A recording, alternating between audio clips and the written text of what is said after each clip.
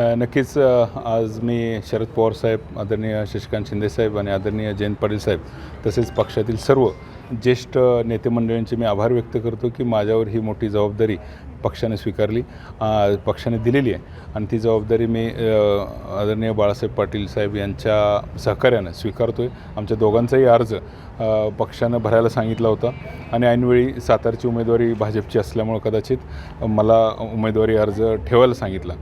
तर मी ही निवडणूक ताकदीने लढवणार आहे आणि पक्षाच्या नेत्यांनी जो माझ्यावर विश्वास टाकला आहे तो मी सार्थ ठरवण्याचा पुरेपूर प्रयत्न करणार आहे. आणि या ठिकाणी काँग्रेसचे 2 अर्ज होते, राष्ट्रवादीचे 2 अर्ज होते, यावरून तुमच्या लक्षात आलं असेल आणि ते सर्व अर्ज परत घेतलेले आहेत की आम्ही एकत्रितपणे महाविकास आघाडी म्हणून ताकदीनं ही निवडणूक लढणार आहोत.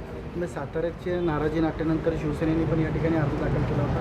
तो आता अर्ज देखील शिवसेनेने देखील माघारी घेतलेला आहे. भाजपचे संख्याबळ पाहता तुम्हाला कितपत विश्वास? शिवसेना आणि युतीतले 2 पक्ष शिवसेना आणि राष्ट्रवादी या दोघांचंही काही संख्याबळ इथं चांगलं आहे. त्याचबरोबर आमच्या राष्ट्रवादी काँग्रेस पार्टीचं शरदचंद्रजी पवार पक्षाचंही संख्याबळ चांगलं आहे. भाजपचं संख्याबळ जरी सर्वाधिक असलं तरीसुद्धा ही लढाई खऱ्या अर्थानं जे नियुक्त लोक आहेत त्यांच्या सन्मानाची लढाई आहे. खऱ्या अर्थानं सातारा जिल्हा परिषदमध्ये तुम्ही जे नाट्य बघितलं त्या ठिकाणी शिवसेना आणि राष्ट्रवादीची मेजॉरिटी असूनसुद्धा त्यांना विरोधी बाकावर बसण्याची वेळ आली. शंभूराज देसाईंना अक्षरशः त्यांच्या हातातून रक्त निघालं आणि त्यांनी त्यावेळी उद्गार काढले होते, हे रक्त निघालेलं रक्त मी विसरणार नाही. कदाचित नेते म्हणून त्यांना ते विसरायला लागू शकतं, पण कार्यकर्ते म्हणून जे लोकनियुक्त शिवसेना आणि राष्ट्रवादीचे जे लोकनियुक्त लोक आहेत, जे नगरसेवक आणि जिल्हा परिषद सदस्य आहेत, ते लोक हे घटना कधीही विसरू शकणार नाहीत आणि त्यांच्या सन्मानाची लढाई मी काही एकटा माझ्यासाठी ही लढाई लढत नाही, तर जे नगरसेवक असतील, जे जिल्हा परिषद सदस्य असतील त्यांना सन्मानपूर्वक वागणूक या सरकारमध्ये मिळावी म्हणून त्यांच्या वतीनं मी ही लढाई खऱ्या अर्थानं लढतो आहे.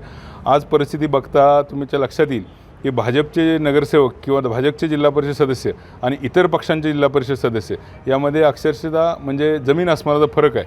अस्पृश्यतेची वागणूक त्यांना दिली जाते. फंड देतानासुद्धा दुजाभाव केला जातो. मग त्यामध्ये काही फक्त विरोधी पक्षातलेच आहेत असं नाही, सत्तेतले महायुतीतले जे जिल्हा परिषद सदस्य आणि नगरसेवक आहेत त्यांनासुद्धा दुजाभाव तिथं मिळतो. आणि तुम्ही काही भाषणं मंत्र्यांची बघितली असतील, त्यामध्ये फंड आमच्या हातात आहे, तुम्ही आमच्याकडे आला नाहीत तर आम्ही काय करू हे बघा, हे कुणाला देतात ते धमक्या? ते युतीतल्याच बाकीच्या नगरसेवकांना आणि जिल्हा परिषद सदस्यांना देतात. त्यामुळे तेही सध्या चिडून आहेत असं मला वाटतं.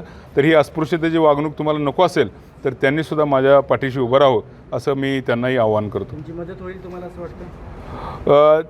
तो येणारा काळ ठरवेल, परंतु नक्कीच या निवडणुकीत तुम्हाला चमत्कार दिसेल एवढंच मी तुम्हाला सांगतो. पण मागच्या निवडणुकीमध्ये खरं तर राष्ट्रवादीचं या ठिकाणी संख्याबळ अधिक होतं, तरी देखील काँग्रेसचे मोहन शेटे विजय झाले होते.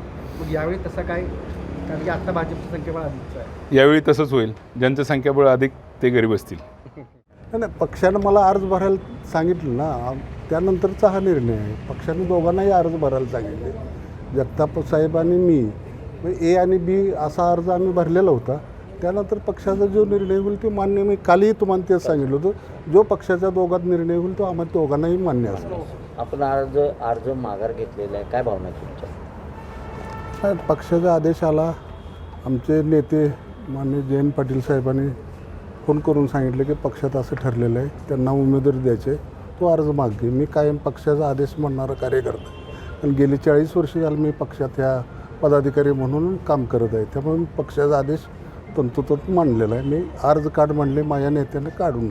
आज आमचे 2 उमेदवार आम्ही अर्ज भरले होते नेत्यांच्या सांगण्यावरून, पण महाआघाडीचा एक घटक एक दिलाने आणि एक जुमीनं लढायचं यासाठी आम्ही आमचे दोन्ही अर्ज आज मागे घेतलेले आहेत. संजय मेंढे आणि मयूर पाटील या दोघांचा बी अर्ज आज मागे घेतलेला आहे आणि आम्ही सर्वजण महाआघाडी म्हणून एकत्र लढण्याचे प्रयत्न करणार आणि चांगल्या मताने निवडून येणार.